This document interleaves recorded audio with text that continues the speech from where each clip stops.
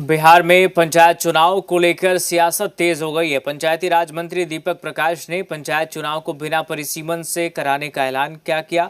विपक्ष सरकार पर हमलावर है। कांग्रेस और आरजेडी ने इसे असंवैधानिक बताया, जबकि बीजेपी और जेडीयू सरकार के फैसले के समर्थन में उतर आए हैं। रिपोर्ट देखिए। बिहार में पंचायत चुनाव की तैयारियों के बीच पंचायती राज मंत्री दीपक प्रकाश के बयान ने नई राजनीतिक बहस छेड़ दी है। परिसीमन कराए बिना ही पंचायत चुनाव कराने के दावे पर विपक्ष बिफरा हुआ है। दीपक प्रकाश जी ने स्वयं कोई चुनाव तो लड़ा नहीं है।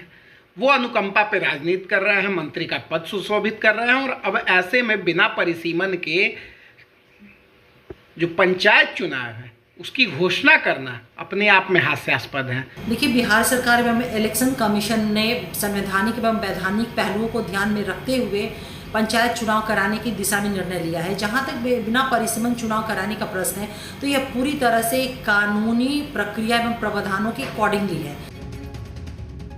वहीं लालू यादव की पार्टी आरजेडी मंत्री दीपक प्रकाश के मंत्री बने रहने पर ही हमलावर है।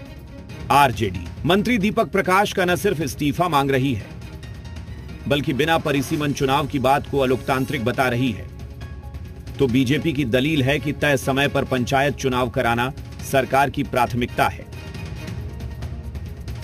दीपक कुमार पंचायती राज मंत्री, दीपक तो बुझ जाना चाहिए था। असंवैधानिक व्यक्ति संवैधानिक पद पर बैठा हुआ है और असंवैधानिक बात भी कर रहा है।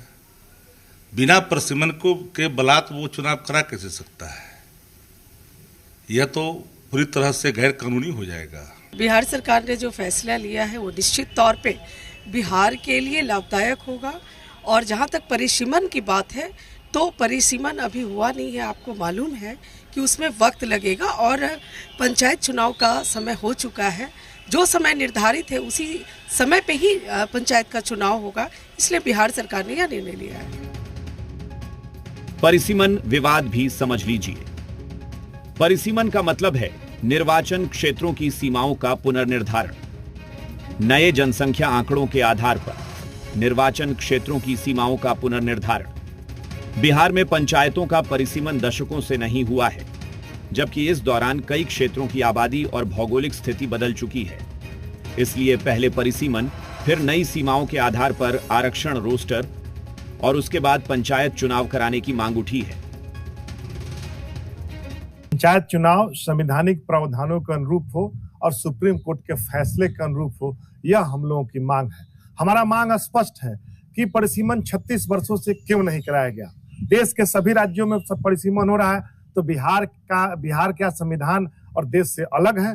दूसरा सवाल यह है कि जो भौगोलिक बनावट पंचायतों के परिसीमन नहीं होने से लगातार 36 से 40 हजार तक मैक्सिमम आबादी बढ़ी हुई है। फिलहाल सरकार समय पर पंचायत चुनाव कराने की तैयारी में है, लेकिन परिसीमन और आरक्षण को लेकर उठे संवैधानिक और राजनीतिक सवाल आने वाले दिनों में इस चुनाव को और ज्यादा विवादों के केंद्र में ला सकते हैं। ब्यूरो रिपोर्ट, जी मीडिया, पटना।